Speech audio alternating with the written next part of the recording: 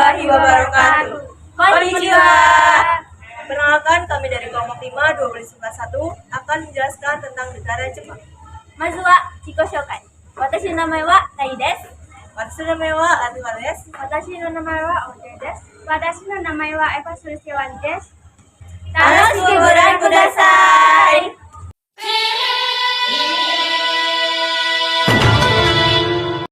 Hai teman-teman, ketemu lagi sama aku. Nah, di sini aku lagi di SMA Negeri 1 Bejagoan. Nah, nanti aku mau nyari teman-teman atau kakak-kakak yang siswa dari sini buat nanya-nanya seputar tentang negara Jepang. Nah, sekarang kita cari yuk kakak-kakak yang di SMA ini. Nah, ini dia. Halo Kak. Dari kelas apa nih? Kelas 12 IPA 1. 12 IPA 1 nih. Aku mau nanya nih Kak. Apa yang kakak tahu tentang negara Jepang?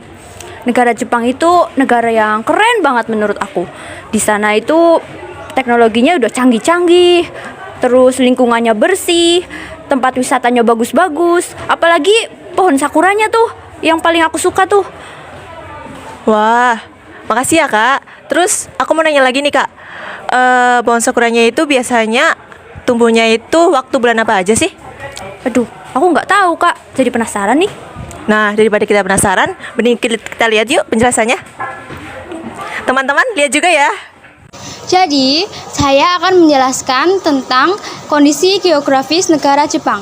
Pertama, secara astronomis, Jepang terletak di antara 30 derajat lintang utara sampai 47 derajat lintang utara dan 128 derajat bujur timur sampai 146 derajat bujur timur.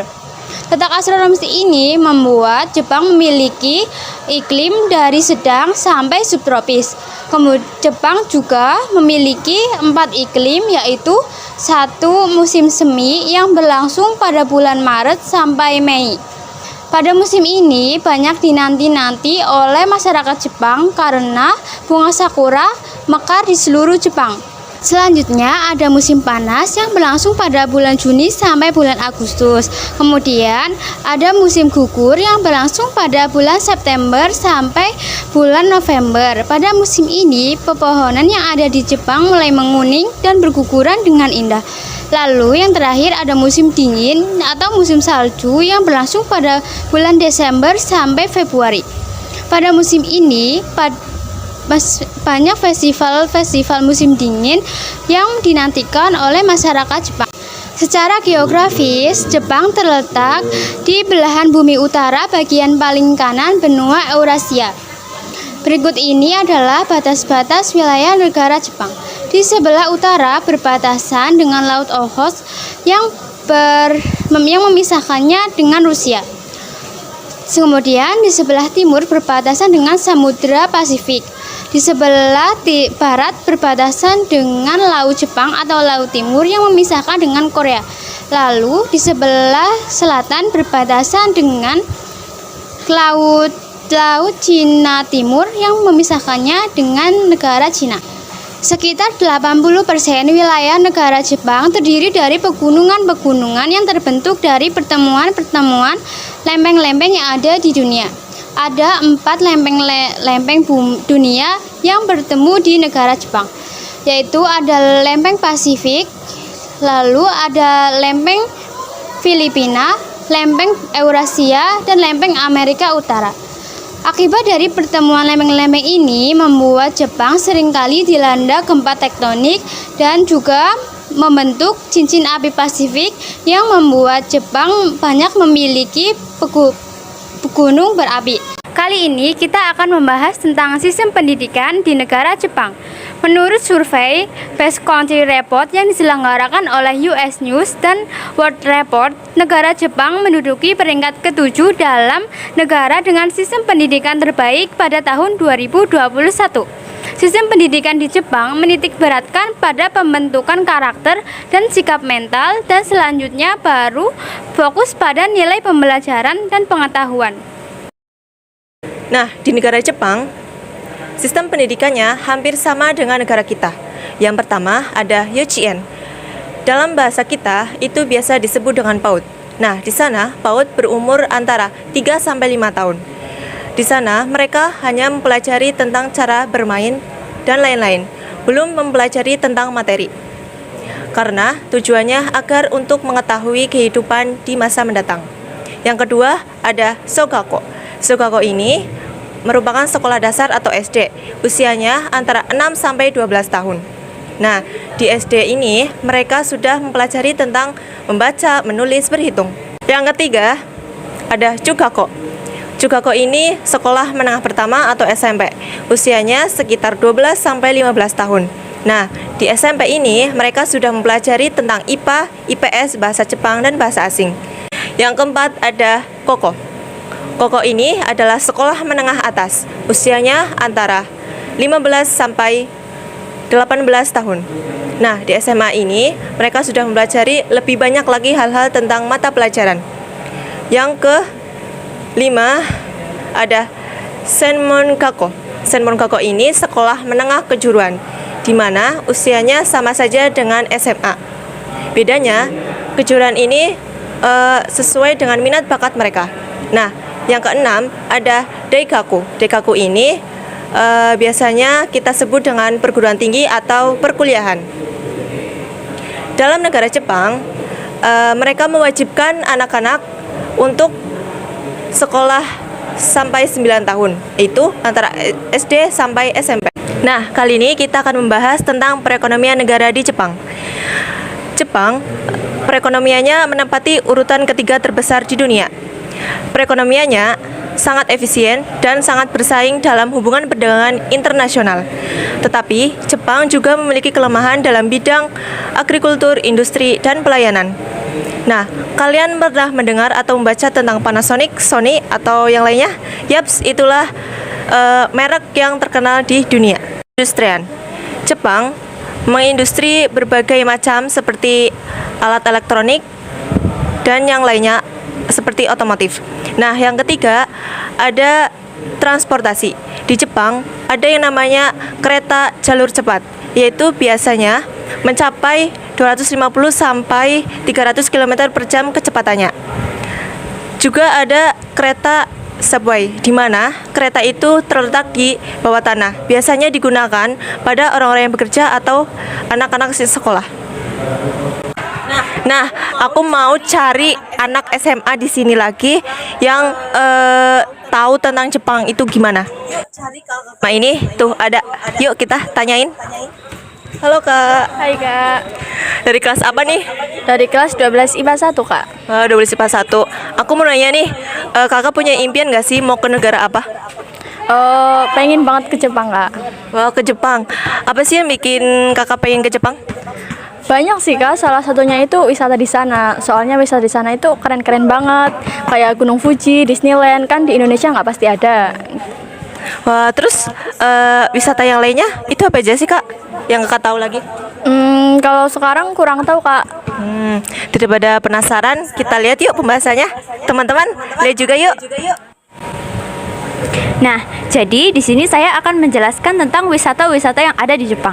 Salah satunya itu ada Tokyo Disneyland. Kalian tahu kan Disneyland itu apa? Yang ada di hampir seluruh dunia itu. Tapi di Jepang juga ada Disneyland tuh.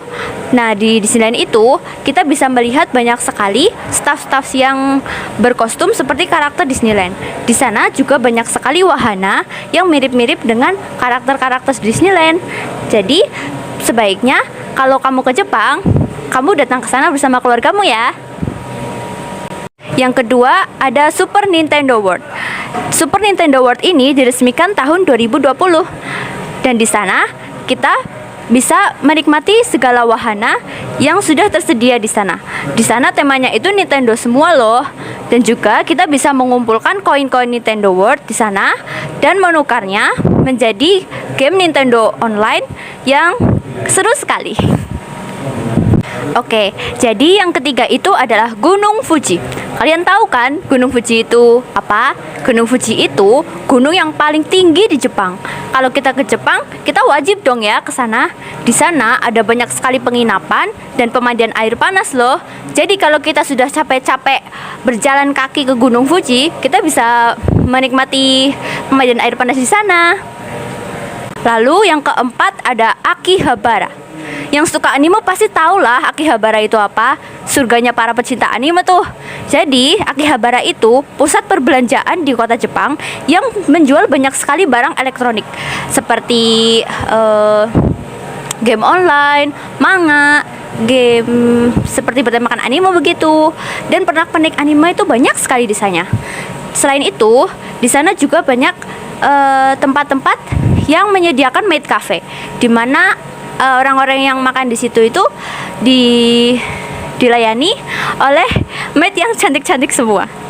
Yang terakhir ada Fujiko Fujio Museum. Kalian pasti tahu Doraemon kan, yang selalu menemani akhir pekan kita itu. Nah, di Fujiko Fujio Museum ini isinya itu tempat-tempat yang mengambil latar dari manga dan anime di Doraemon. Jadi, kalau kita mampir ke sana, kita bisa berfoto di kamarnya Nobita, juga bisa berfoto di lapangan tempat bermain Nobita dan Doraemon. Nah, di sana kita juga bisa membeli banyak dorayaki loh. Enak banget. Nah, jadi di sini aku juga akan menjelaskan tentang bangunan-bangunan bersejarah yang ada di Jepang. Yang pertama itu Sansoji Temple. Sansoji Temple itu bangunan bersejarah di Jepang yang terletak di 231 Asakusa Taito City, Tokyo.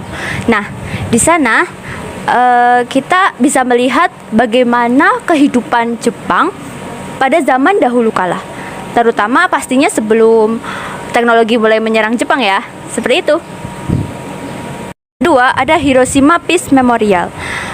Hiroshima Peace Memorial ini satu-satunya monumen yang ada di Hiroshima yang masih tersisa setelah pemboman atom yang dilakukan oleh Amerika Serikat pada tahun 1945 di kota Hiroshima. Di Hiroshima Peace Memorial ini kita bisa melihat api abadi atau api yang selalu menyala sampai atom seluruh dunia menghilang. Oke, yang ketiga ada Taman Perdamaian Nagasaki. Seperti namanya, Taman Perdamaian Nagasaki ini tempatnya ada di Nagasaki.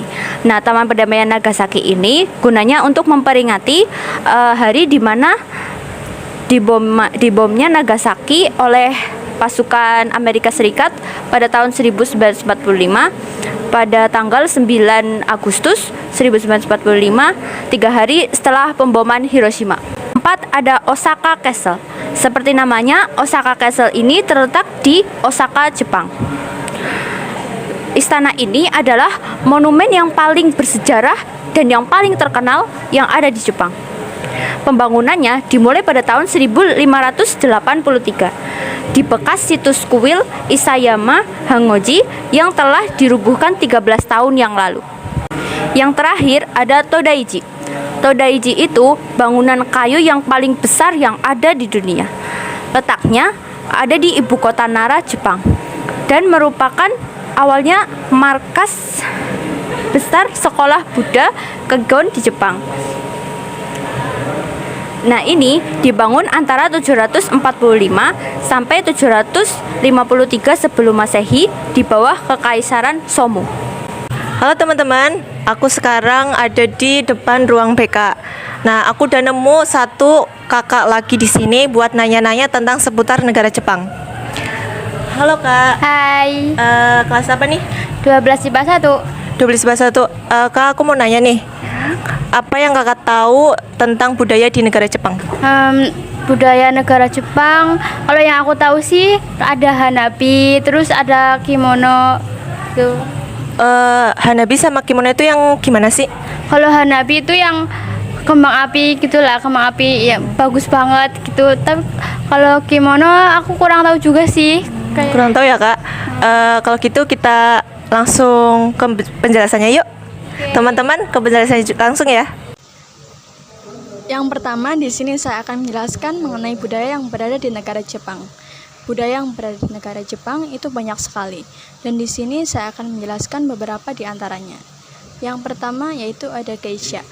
Geisha adalah seniman penghibur di Jepang yang biasanya dilakukan dengan tarian, nyanyian, ataupun musik. Kemudian yang kedua ada matsuri, yaitu semacam festival budaya di Jepang yang diselenggarakan saat musim panas. Yang ketiga ada sadok, yaitu upacara minum teh di Jepang. Yang keempat ada tako, yaitu budaya menerbangkan layang-layang tiap tahun baru yang biasanya dilakukan bersama keluarga. Selanjutnya ada origami atau seni melipat kertas dengan membentuk serupa benda atau hewan tertentu. Kemudian ada hanami, yaitu flower viewing, sebagai bentuk kegiatan untuk sekedar berpiknik atau berkumpul dengan keluarga, kerabat, atau teman. Kemudian yang ketujuh ada samurai, yaitu senjata tajam atau pedang khas Jepang. Kemudian yang kedelapan ada hanabi. Apa sih itu hanabi? Hanabi adalah bunga api yang melambangkan hadiah musim panas di Jepang. Dengan festival kembang api yang jumlahnya tak terkira dan mampu menarik ratusan hingga ribuan orang. Kemudian yang terakhir ada kimono atau pakaian tradisional dari Jepang yang sudah terkenal hingga ke kancah internasional. Itulah tadi penjelasan beberapa budaya yang berada di negara Jepang. Kemudian selanjutnya kita akan membahas mengenai suku yang berada di negara Jepang. Yang pertama yaitu ada suku Ryukyu. Suku Ryukyu merupakan kelompok masyarakat adat yang hidup di Kepulauan Ryukyu. Yang kedua ada suku Jamon, yaitu suku yang merujuk penduduk Kepulauan Jepang selama zaman Jamon, sekitar 14.000 hingga 300 sebelum Masehi. Kemudian yang ketiga ada suku Yamato, kelompok etnis yang dominan di Jepang. Kemudian yang keempat ada suku Yayoi, yaitu suku bangsa kuno yang bermigrasi ke Kepulauan Jepang dari Tiongkok. Kemudian yang terakhir ada suku Ainu, yang asal-usulnya belum sepenuhnya diketahui. Kemudian yang terakhir yaitu bahasa. Bahasa yang digunakan di negara Jepang adalah bahasa Jepang. Itulah tadi penjelasan mengenai budaya, suku, dan bahasa yang berada di negara Jepang. Ya, begitulah penjelasan singkat dari kami tentang negara Jepang. Mite kurete. Arigatou gozaimasu. Ya, Mata ne!